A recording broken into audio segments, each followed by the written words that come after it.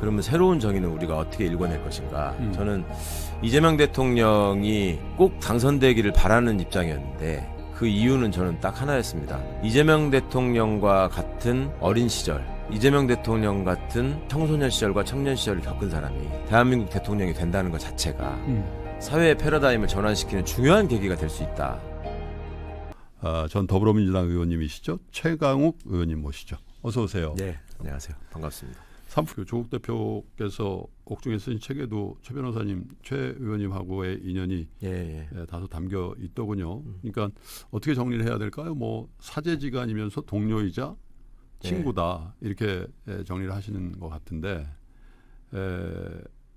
평상시에는 어느 정도 친밀감을 갖고 있는 사이셨어요? 예, 그 사회생활 하다 보면은 왜 저는 이제 형이 없고 그 누나도 없고 여동생도 없고 그렇거든요. 근데 그런 빈 공간을 메꿔주는 존재가 왜 생기잖아요. 선후배 중에. 의지되는. 그렇죠. 저로서는 법대에 저하고 그러니까 같은 고향이 아닌 법대에 들어가서 만난 선배 중에서는 제일 가까운 형제 같은 사이였죠. 뭐 아이들도 다 그러니까 뭐 삼촌 조카라고 학교 다닐 때부터. 그렇죠.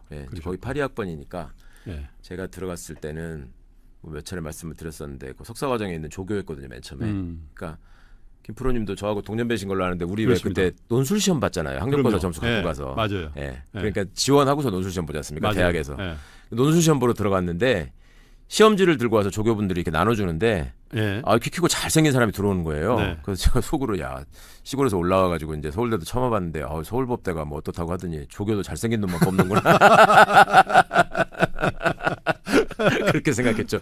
저희 어릴 때는 왜 그 서무과라 그랬잖아요. 그렇죠. 학교 행정실에 거기 왜 일 도와주시는 분들이 보조 그 직원분들이 계셨잖아요. 소사라고 불렀잖아요. 소사. 그렇죠. 그래서 제가 그때 집에 가서 아버님한테 서울법대는 소사도 잘생긴 사람 뽑는 것 같아요. 이랬었는데. 그게 조국 선배군요. 그러다가 나중에 이제 워낙 그 인물이 잘생겨서 유명한 선배였고 저는 이제 친해지고 싶었다가 별 기회가 없다가 본격적으로 친해진 건 이제 대학원을 가면서 전공이 같아가지고요. 지도 교수님도 같고 그렇죠. 그래서 많이 가까워졌죠.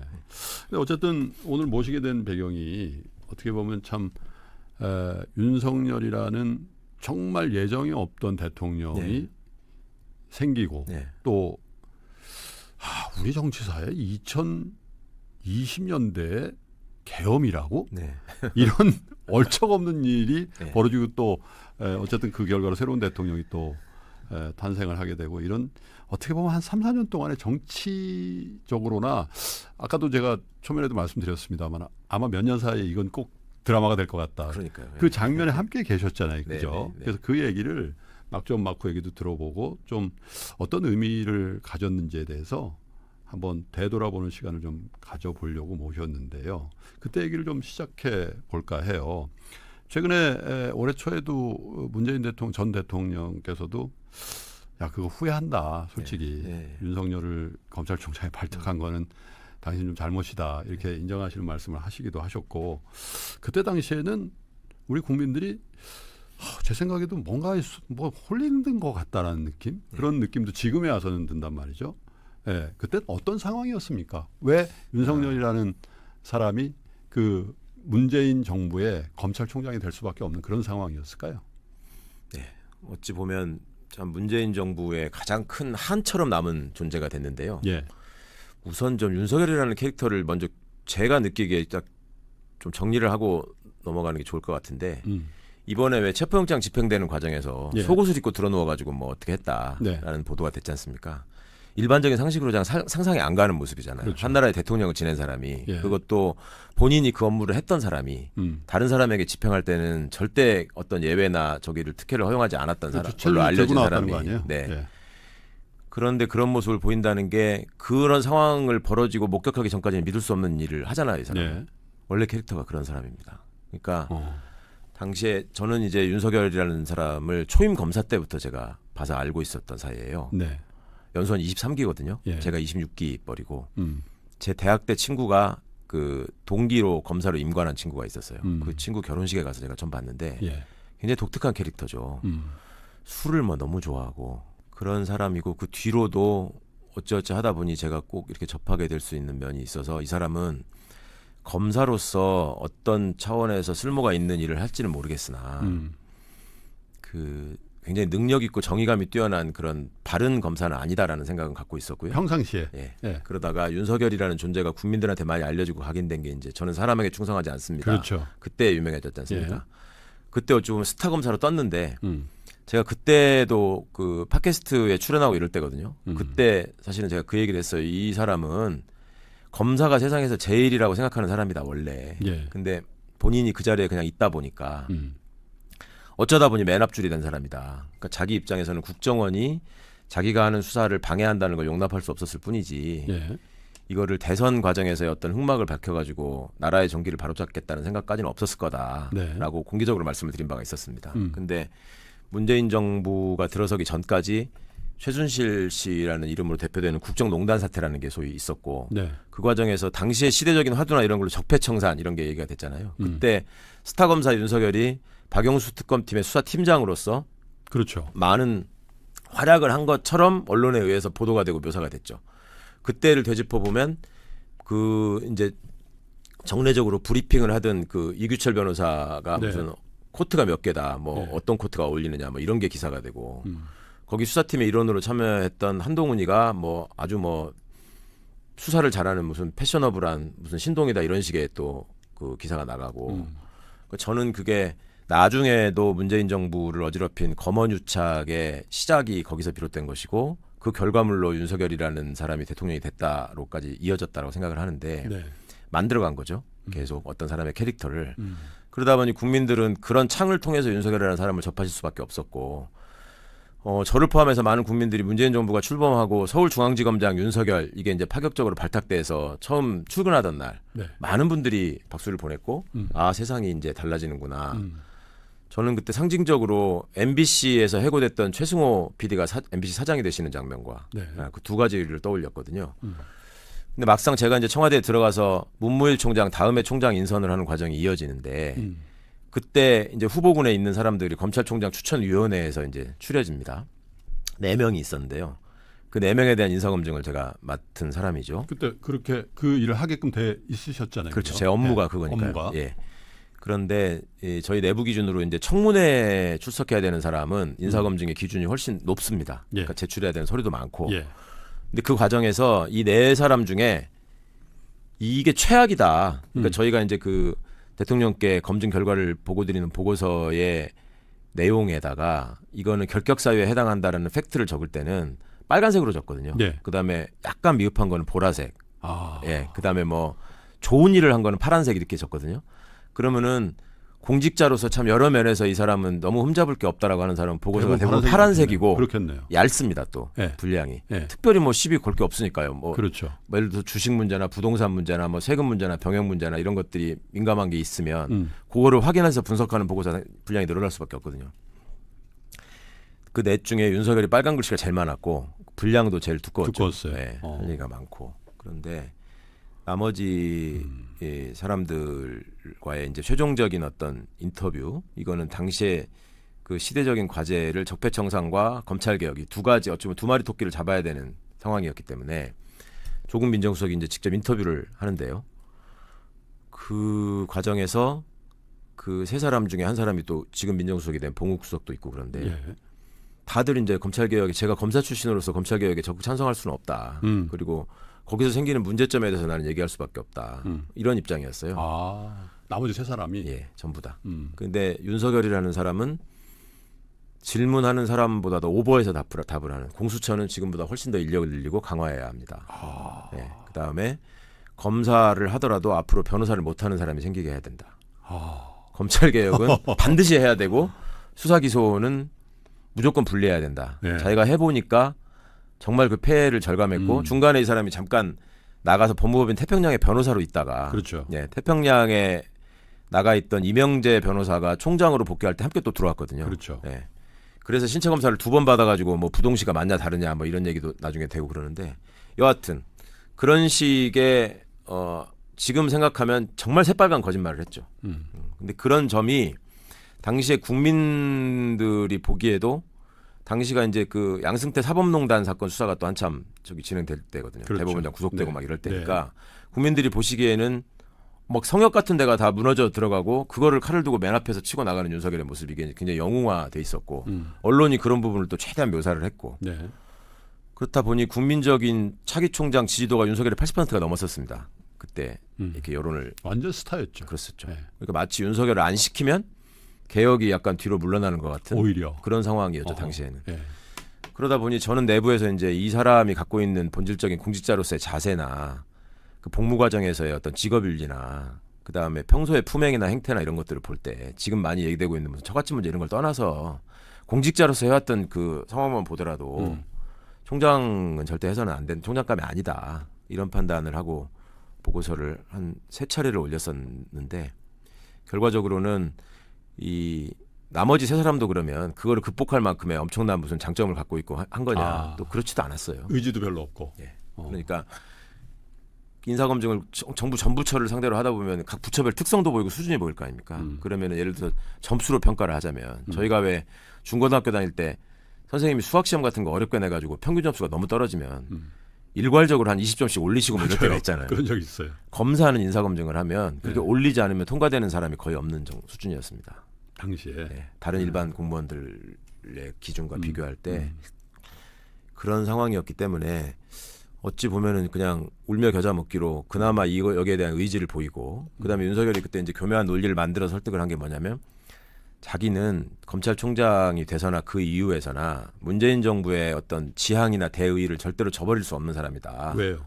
왜냐? 네. 본인의 검사로서의 그 화양연화가 네. 적폐청산 수사로부터 비롯됐다. 그래서 이거는 자기의 검사의 아이덴티티다. 이거는. 그거는 뭐 그때 당시에는 맥센스 하에 보이네요. 그렇잖아요. 네. 네. 그리고 지금 현재 사법농단 수사가 진행되고 있는데 여기서 대법원장을 상대로 지금 구속 수사를 한다라고 하는 거는 중간에 이게 맥이 끊어지면 법조의 수많은 울타리나 인맥들을 통해서 이게 수사가 좌초된다. 그러니까 본인이 이거를 끝까지 책임지고 대법원장의 유죄 확정 판결을 이끌어낼 수 있게 해달라. 이런 걸 어필했어요. 네.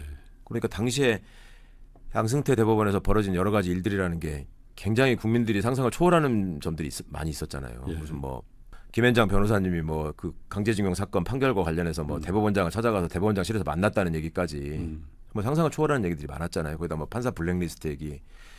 그러니까 그런 상황에서 그 사법농단 또 사법개혁, 사법정화 이런 숙제를 누군가 해결했어야 됐고 그런 점에서 윤석열이라는 사람이 여러 가지 말하자면 외적인 조건을 갖추고 있었던 거죠.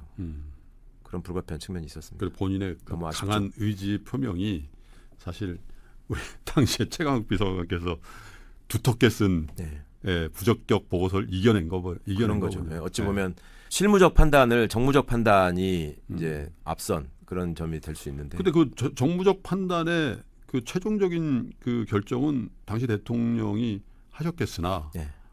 그럼에도 불구하고 그 과정에서 가장 중요한 역할을 한 건 조국 민정수석이었을 거 아닙니까? 개통상. 네, 시스템상으로는 그렇죠. 네. 그런데 이제 그게 곧 이어서 이른바 세간에서 얘기하는 조국 사태라는 게 벌어진단 말이죠. 네. 네. 이제 화살이 이제 조국 장관한테 신임 법무장관한테 오는 거죠. 네네. 그때 얘기를 좀 들어보죠. 조국 사태의 원인과 핵심. 그때 목격했던 그 최영욱 의원의 입장에서는 핵심이 뭐라고 보십니까? 대통령이 되고자 하는 욕심에서 검찰 쿠데타를 벌인 거죠. 그때 이미 대통령 그때는 제가 설마 했어요. 네. 근데 지나고 나서 여러 가지 그간에 제가 안에서 겪었던 네. 그다음에 또 저희 민정수석실에 같이 있었던 박형철 비서관이라는 문제적 인물이 있거든요. 네. 반부패 비서관으로 있었고 윤석열과 같이 국정원 댓글수사팀의 소위 부팀장이었고 그 결과로 사직을 하고 변호사로 나와 있다가 청와대 비서관으로 들어왔고 네. 그것도 청와대 문재인 정권이 출범할 때부터 먼저 와 있었죠. 저는 좀 뒤에 합류를 했고. 네. 그런데 중간중간에 뭐랄까 둘이 만들어낸 시나리오나 뭐 이게 속이는 과정 이런 것들이 철저하게 의사 연락을 주고 받아가면서 일종의 중간중간 계획을 수정해가면서 거기까지 온 거고 네. 이것도 좀 알려진 얘기지만 그 전에 뭐 그런 얘기를 했었어요. 윤석열과 박형철이 만나서 술 한잔 하면서 얘기를 하는데 윤석열이 조국 수석을 너무너무 칭찬하면서 저런 사람이 그 한국의 대통령이 되면 너무 좋겠다. 케네디 같은 사람이다. 네. 네, 뭐 이렇게 얘기를 했다고 하고 네. 그러면 그런 얘기를 저희는 그냥 일종의 아부성 농담 정도로 받아들이고 흘려들었었거든요. 예. 별 쓸데없는 얘기를 다 하네 뭐 이런 거였는데 윤석열의 입장에서는 실제 다음 대통령은 누굴까에 대한 관심이 있었던 것 같고 그다음에 지금 드러나지만 우리 김건희라는 분의 야심이나 야망이 여러 가지 본인의 분석이나 점괘들을 통해서 자기 남편이 대권을 잡을 수 있다라는 얘기로 이어진 것 같고 그리고 소위 말하는 조국 사태가 이어지던 중간에 대호 프로젝트라는 얘기를 제가 제보를 받아서 들었거든요. 대호 프로젝트. 예. 전직 특수부 검찰 출신들이 모여가지고 뭐 윤석열을 대통령으로 만들기 위한 어떤 프로젝트를 진행하고 있다. 그리고 이제 그 일환으로 중앙지검장 윤석열이 중앙일보, 조선일보 같은 뭐 언론사의 사주들을 만나서 식사를 하고 뭐 노래방을 가고 이런 얘기들이 이제 포착이 됐고. 그리고 그 일을 벌이면서 보인 윤석열의 어떤 행태를 보면 철저하게 처음에는 어떤 식으로 얘기를 했냐면 그 경향신문 같은 매체를 이용해가지고 나는 대통령에 대한 충정에서 이 일을 하는 것이다. 문재인 정부의 성공을 누구보다 간절히 바라기 때문에 여기에 어떤 이물질이 섞여 들어가면 안 되고 비리의 소지가 싹트면 안 되니까 자기가 말하자면 악역을 담당하는 거다라는 식의 호소를 많이 했죠. 네. 그래가지고 심지어 지금 저기 하는 뭐 김어준 씨, 주진우 씨 이런 사람도 당시에 그 윤석열의 충심을 의심하면 안 된다. 그랬던 기억이 나요. 네, 그때 그렇게 얘기를 했었어요. 그리고 많은 사람들이 좀 그런 거 아니야? 이런 생각을 하는 분들도 많았죠. 그런데 저는 그 어느 날 갑자기 압수수색을 대대적으로 하면서 시작되지 않습니까? 이 사건이. 근데 그때 내부적으로 벌어지는 상황에서 이게 문재인 정부가 검찰 수사의 무슨 방향이나 내용에 대해서 지시하고 간섭을 하지 않은 것이지 중요한 검찰 수사의 진행 과정에 대해서는 그래도 개략적인 거는 그렇겠죠. 보고를 해야 되는 게 맞죠. 공조직에서. 그걸 전혀 몰랐거든요. 전혀. 아무런 보고가 없었던 거예요? 아무런 게 없이 심지어 출근을 한 반부패 비서관 박형철이 그 내용을 파악한다고 지금도 저는 그거에 대해서 좀 긴가민가 하는 면이 있긴 합니다만 당시에 중앙지검에서 압수수색이 나갔으니까 중앙지검장이 배성범이라고 있었어요. 그 사람한테 전화를 하니까 전혀 모르고 있고 그다음에 검찰 업무를 중앙행정부 차원에서 파악하는 업무를 하는 사람이 법무부 검찰국장입니다. 그렇죠. 당시 법무부 검찰국장 이성윤 국장이에요. 아무것도 모르고 있고. 지금 국회의원이시잖아요. 네. 이성윤 국장은 심지어 뭐라고 설명했냐면 이게 보니까 윤석열은 그 알고는 있었는데 배성범 중앙지검장이 주도해서 한 것 같고 당시 반부패 부장 한동훈이도 몰랐던 것 같다 이거를.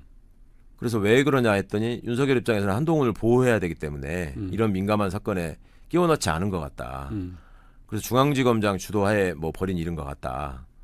그렇게 생각할 정도였어요. 검찰국장이. 전혀 사실과 다른 얘기예요. 전혀 완전 다르죠. 그리고 유일하게 왜 압수수색을 도대체 뭘 가지고 네가 어떻게 무슨 생각으로 한 거냐라는 얘기를 처음 들은 게 박상기 법무부 장관이셨습니다. 그때 제가 화요일로 명확하게 기억을 하는데 그 압수수색 벌어진 날이. 왜냐하면 국무회의가 화요일 날이거든요. 근데 이제 아침부터 벌였잖아요. 국무회의는 10시고.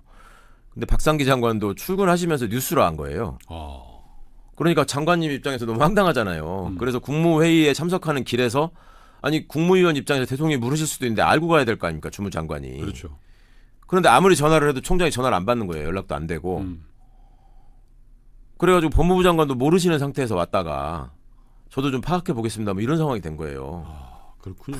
그러다가 그날 저녁 때 이제 겨우 연락이 닿아가지고 5시쯤 연락이 됐다나? 그래가지고 저녁 때 이제 식사를 하자라고 불렀는데 거기서 윤석열이 이거는 심각한 범죄다라고 하면서 사모펀드를 얘기를 한 거죠.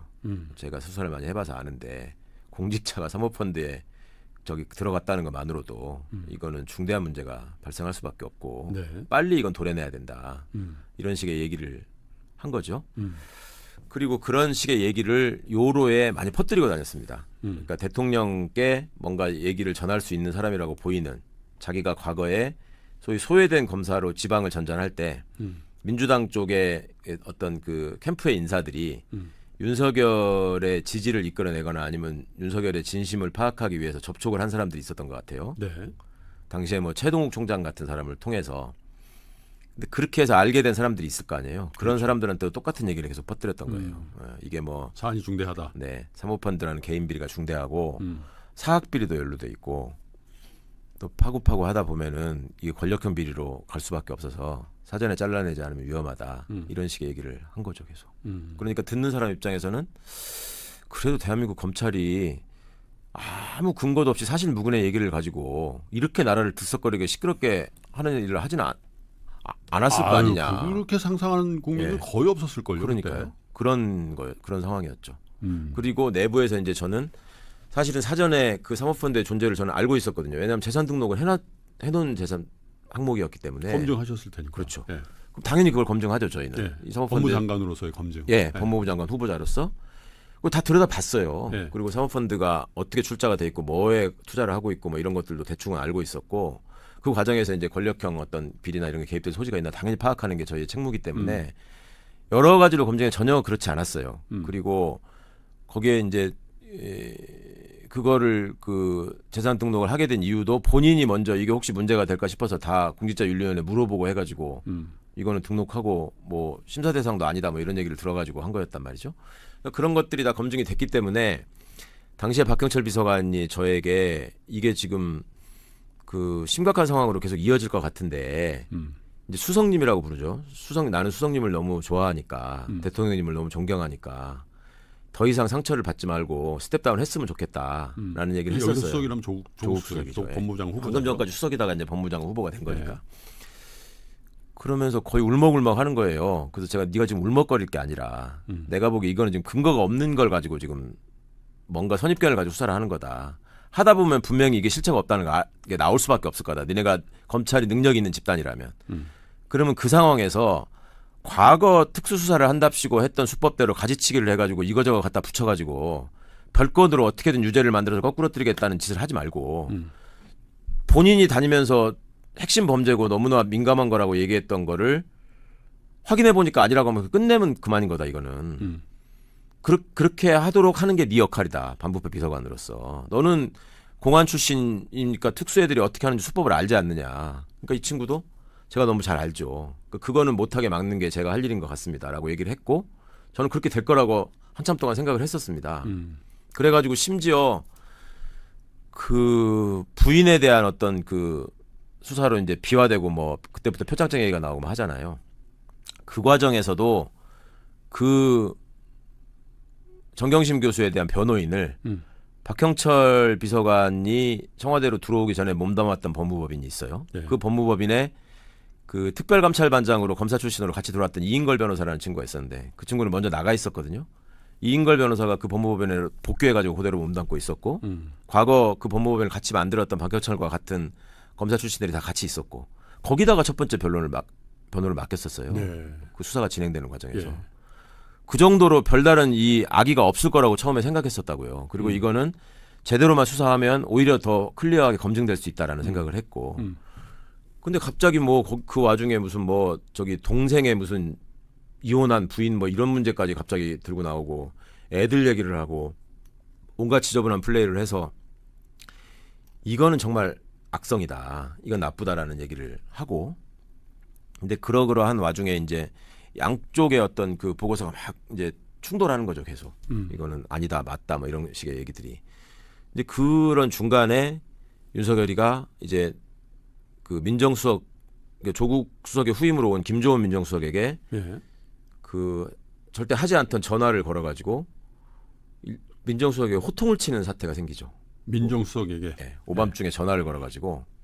당연히 근데 민정수석이 원래 부임을 하면은 인사를 하고 뭐 이러는 게 예의잖아요. 공직에 있는 사람이 그렇죠. 업무 관련자가 있고 민정수석이 또 연배가 위인데 근데 전혀 그렇게 하지 않았거든요. 그러다가 어느 날 전화가 와가지고 아니 내가 이렇게까지 했는데 지금 장관 후보로 계속 유지할 겁니까?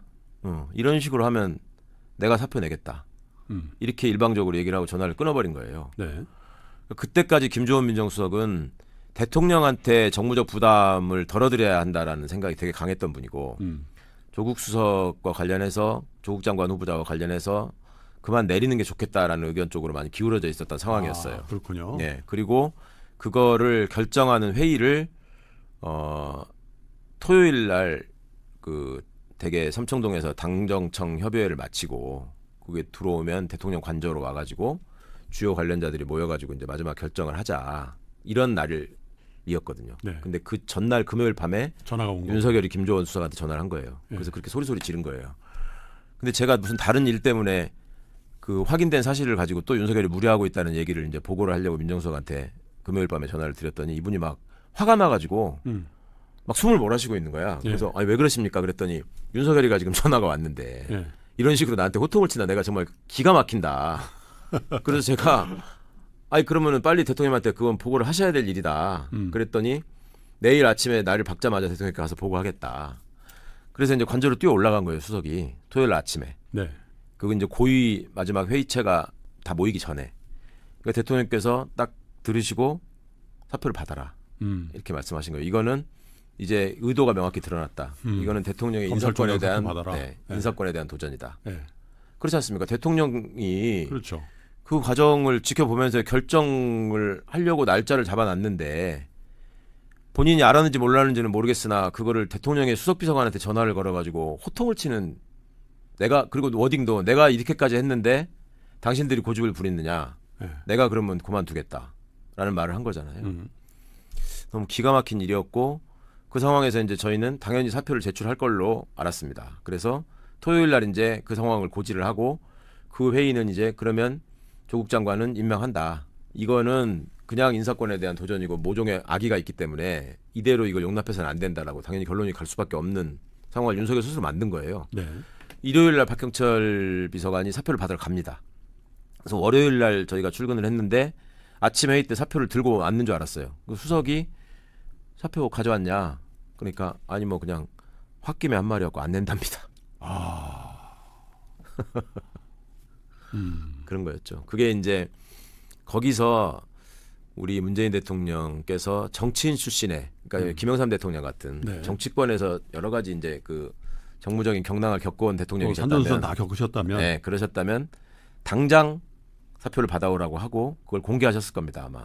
그런데 문재인 대통령은 굉장히 신중하신 분이고 법조인으로서 어떤 이런 그 박근혜 정부가 망가뜨린 거를 시스템을 반드시 다시 돌아가게 해야 된다라는 생각이 되게 강하셨어요. 당시만 해도. 그러니까 그 임기를 가진 공무원은 임기를 보장해줘야 된다.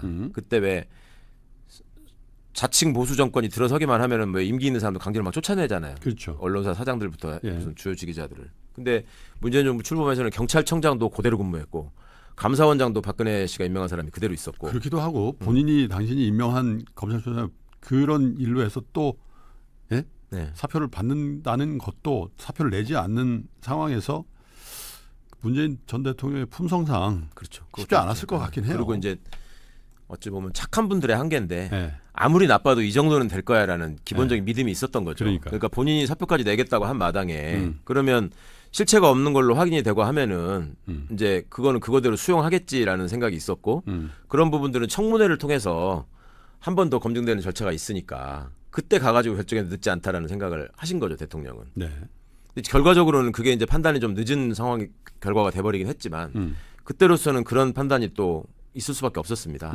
그런데 청문회가 벌어지니까 이제 그 노골적으로 왜 검찰과 정보를 공유하면서 후보자를 협박하는 상황이 생겼잖아요. 부인이 기소되면 어떡할 거냐 뭐 이런 얘기들을 막 계속 하지 않습니까? 당시에 그 자유한국당이었나요? 그때 뭐 그쪽의 의원들이 위원장도 여상규 씨가 그쪽 사람이었고.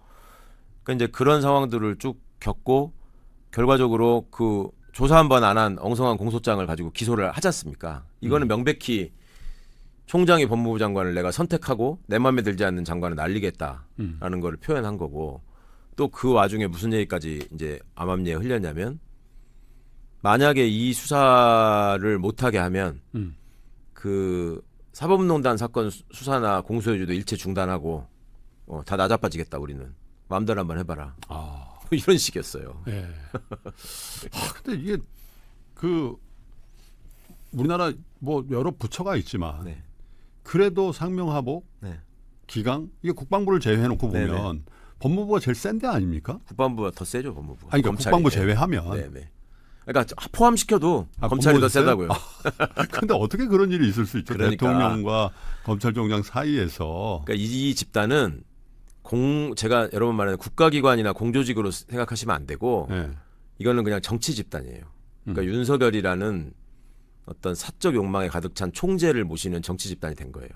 그러니까 그 전에 사실은 중앙지검장 때부터 윤이 사전 정지 작업을 한 셈이 됐죠. 그 뭐랄까 윤석열 사단이라는 게 구축이 되고 그런 얘기 많이 했었죠. 소위 특수통 검사를 중심으로 그 과정에서 검사들이 사표를 내고 많이 나가지 않습니까? 그러다가 대검으로 가면서 중앙지검의 간부들이 그대로 대검으로 따라서 옮겨가는 예. 그렇게 세팅이 되는 거죠. 그러다 보니까 다 어찌 보면 시쳇말로 윤석열 똘마니들만 가득 차 있는 거지. 그거를 견제하거나 제어할 수 있는 사람이 없는 거예요. 그리고 윤석열은 국민들이 윤석열에 대해서 당시까지만 해도 영웅시하는 분위기가 여전했기 때문에 그거를 등에 업고 나를 건드릴 수 있어? 이런 게 있었던 거죠. 근데 아까 말씀하신 그 사모펀드 투자 관련 의혹은 지금 어떻게 처리가 됐죠? 당시에 그 사모펀드를 운영했던 조모 씨라는 그 조국 대표의 오촌 조카, 네. 거기가 그 근원이잖아요. 예. 그 사람과 관련한 형사 사건이 먼저 진행됐거든요. 거기서 이거는 전혀 권력형 비리가 아니다라고 판결문에 명시가 됐죠. 네. 그리고 구성이나 이런 거를 봐도 당시에 언론이 의혹을 제기했던 거는 그 펀드가 투자했던 대상이 뭐 전국에 가로등을 바꾼다더니 예, 뭐 이런 거였잖아요. 그래가지고 수익을 내서 조국의 대선 자금을 만들기 위한 펀드였다. 뭐 이런 식으로 보도를 했었단 말이에요, 당시에. 예.